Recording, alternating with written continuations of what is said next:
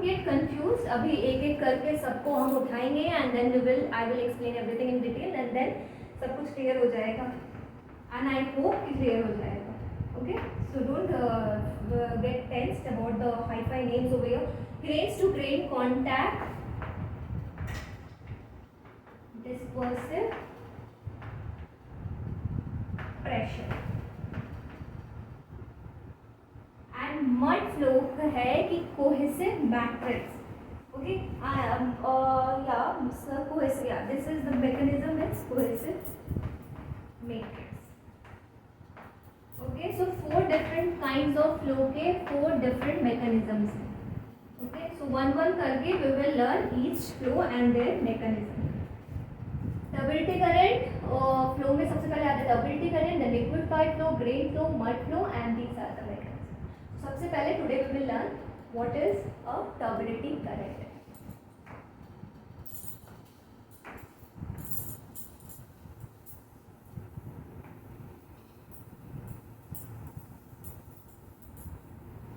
Okay, so turbidity current is basically a density current that flow on it is a density current that flow downslope. And why is that density called a density current? Because due to turbulence, let me define on a very bookish term, let me define what is a turbidity current first.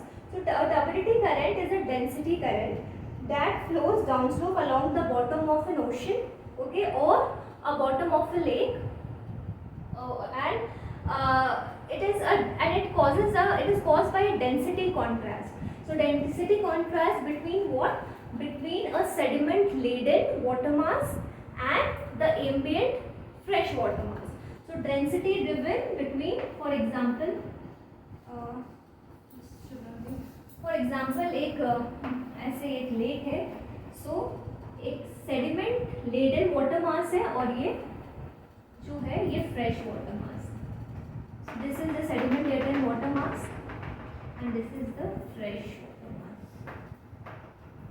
Okay, so sediment laden है, सो क्या होगा, इसका density high है, सो इसके नीचे जाएगा ना, so this is sediment laden. तो ये डेंसिटी कॉन्ट्रास्ट पैदा करता है sediment laden water mass. Okay, and इस डेंसिटी डिफरेंस की वजह से टर्बिडिटी करंट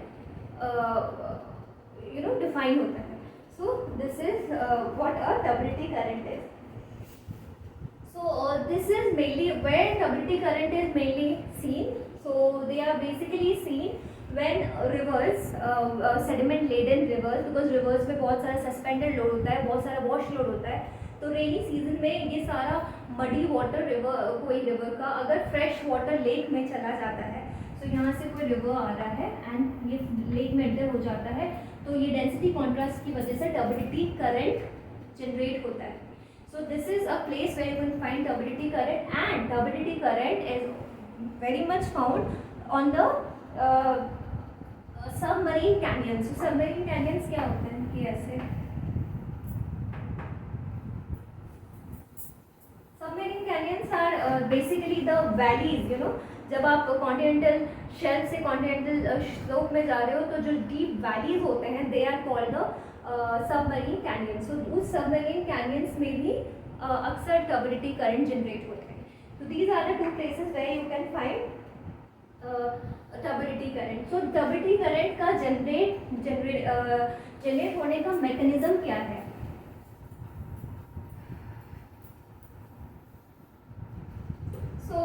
टर्बिडिटी करंट का सबसे पहले हमें क्या चाहिए? डेंसिटी डिफरेंस चाहिए. तो डेंसिटी डिफरेंस क्यों होता है? बिकॉज सेडिमेंट्स आते हैं.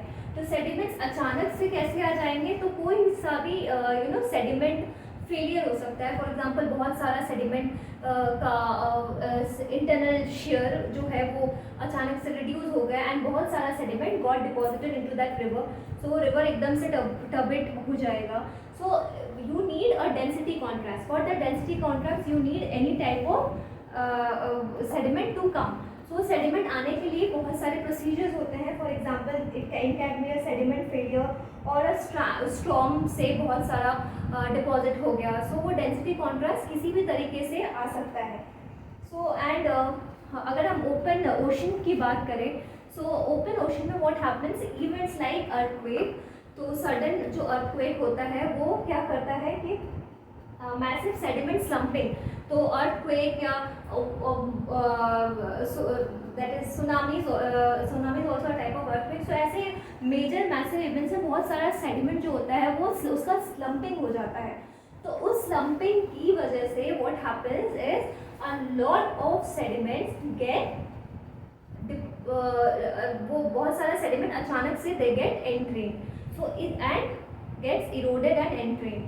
so इस erosion and entrainment की वजह से what happens is, so first what a sudden shock is necessary, जिससे आपका सेडिमेंट जो है वो एकदम से आता है, तो वो एंट्रेन्ड और इरोड होता है। तो उस एंट्रेनमेंट और इरोजन की वजह से टर्बुलेंस आता है। क्लियर? सो पहले sudden shock is necessary followed by turbulence. So once the water is turbulent, तो वो क्या करेगा, it will try to erode and entrain more particles. तो एक बार सडन शॉक की वजह से बहुत सारे सेडिमेंट्स आ गया, उस सेडिमेंट की वजह से वाटर डेंस हो गया, उस वजह से टर्बुलेंस हो गया, एंड टर्बुलेंस एक बार हो गया, so all this is called positive feedback. एक process will lead to another process. So इस सडन शॉक की वजह से टर्बुलेंस आ गया, एंड टर्बुलेंस की वजह से फर्दर इरोजन एंड एंट्रेनमेंट हो जाएगा। Okay, so further erosion and entrainment हो रहा है, तो व्हाट हैपेंस, सो टर्बुलेंस की वजह से द पार्टिकल्स जो है वो बहुत देर तक फिर सस्पेंडेड रहेंगी, बिकॉज टर्बुलेंस है। तो remember that process I told you in fluid flow कि टर्बुलेंस है तो सस्पेंशन हो जाएगा, तो सस्पेंशन है। दिस प्रोसेस जनरेट्स तो इस प्रोसेस में क्या होगा, एक डेंस टर्बिड करंट जनरेट होगा, and that current helps in eroding and picking more substances। okay, so ये जो टर्बिडिटी करंट है ये दो टाइप से वर्क करती है। So one is that turbidity current can be laminar और सर्ज। सर्ज मीन्स बहुत फोर्सफुली जो फ्लो करता है, तो सर्ज। तो जो सर्ज फ्लो है वो टर्बिडिटी करंट का, उसका तीन पार्ट होता है। One is your the head, then the body, and then the tail। तो turbidity current somehow it looks like ऐसा एक एक turbid mass density difference की वजह से और turbidity की वजह से एक dense ऐसे mass एक follow होता है, dense mass एक follow करता है, तो उसका एक head होता है, एक body होता है, एक tail होता है। So this is about turbidity current। Now what happens कि अब turbidity current जनरेट तो हो गया, तो क्या ये फ्लो होता ही रहेगा? नहीं। तो turbidity current के लिए फर्स्ट एक स्टीप स्लोप चाहिए, because all these are gravity flows, तो सबको एक स्लोप तो चाहिए है, ये ऐसे ही नहीं जनरेट हो सकता। तो रिवर में भी एक स्लोप चाहिए, और सबमरीन कैनियन में होता है तो वो ऑलरेडी स्लोप ही है, submarine canyon are in the slope. तो उसमें तो अब क्या होता है कि when does the question is how does the turbidity current freeze. तो टर्बिडिटी करंट फ्रीज कब होता है, तो जब नंबर वन ये डेंसिटी डिफरेंस की वजह से तो क्रिएट हुआ है। जब डेंसिटी डिफरेंस रहेगा ही नहीं तो टर्बिडिटी करंट कैसे रहेगा। तो डेंसिटी डिफरेंस कैसे डाई आउट होता है कि धीरे धीरे जो भी इसने एंट्रेन किया ये सेटल होने लगते हैं।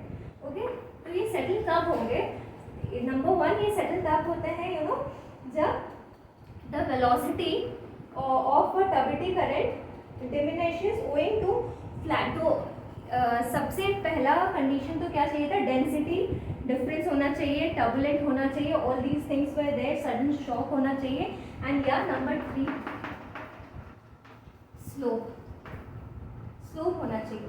तो व्हाट हैपेंस, धीरे धीरे जो ये फ्लो है ये ओशन बॉटम या ऐसी जगह पहुंच जाती है जहाँ पे कोई यहाँ से लाइक स्लोप से ऐसे ओशन ओपन ओशन तक पहुंचती है, तो वहाँ पे कोई स्लोप ही नहीं है। ओके, सो वहाँ पे स्लोप नहीं है तो एक कंडीशन तो कट हो गया। सो ओके, तो ओपन ओशन फ्लोर में बहुत स्प्रेड हो जाता है। सो ऐसे अगर ओपन ओशन फ्लोर, अगर ये तो काफ़ी कंस्ट्रिक्टेड होगा और जैसे ओपन ओशन फ्लोर में जाएगा ये बहुत स्प्रेड हो जाएगा। एक बार वैसे स्प्रेड होना शुरू होता है तो क्या होता है, टर्बुलेंस भी कम हो गया, वो स्प्रेड होना शुरू हो गया तो टर्बुलेंस कम हो गया। तो टर्बुलेंस कम हो जाएगा तो सेडिमेंट जो सस्पेंशन में थे वो धीरे धीरे सेटल होने लगेंगे। ओके, सेटलिंग यहाँ पे हो जाएगी। तो सेडिमेंट की सेटलिंग हो जाएगी तो क्या होगा, जो डेंसिटी डिफरेंस था वो कम हो जाएगा and the turbidity current will die out. तो जो कंडीशंस इसको जनरेट करने के लिए चाहिए थी, sudden shock, density difference, turbulence, slow, वो सारा धीरे धीरे डाई आउट हो जाएगा तो करंट भी फ्लो करना फ्रीज हो जाएगी। सो this is about density turbidity current. अब टर्बिडिटी करंट का एज आई टोल्ड यू, एक हेड होता है, एक बॉडी होता है, एक टेल होता है। जो हेड होता है उसमें जो टर्बुलेंस होता है दैट इज क्वाइट हाई। सो वो क्या करता है, दैट जो अगर टर्बिडिटी करंट से कोई एंट्रेनमेंट है, इरोजन हो रहा है, that is mainly caused by the head.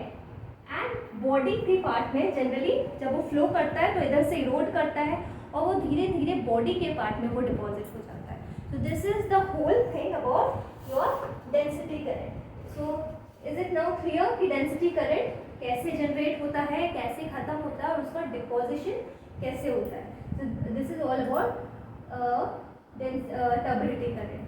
तो सबसे पहले एक शॉक चाहिए होता है, उस शॉक से बहुत सारे सेडिमेंट्स वाटर में आ जाते हैं तो डेंसिटी डिफरेंस होता है, उस डेंसिटी डिफरेंस की वजह से टर्बुलेंस होता है एंड वो टर्बुलेंस की वजह से बहुत सारे जो further erosion and entrainment of particles takes place and बहुत सारा जो सेडिमेंट है वो सस्पेंशन में चले जाते हैं और डेंसिटी इंक्रीज ओवर हो जाता है एंड फिर एक स्लोप होता है तो स्लोप से वो फ्लो करने लगता है।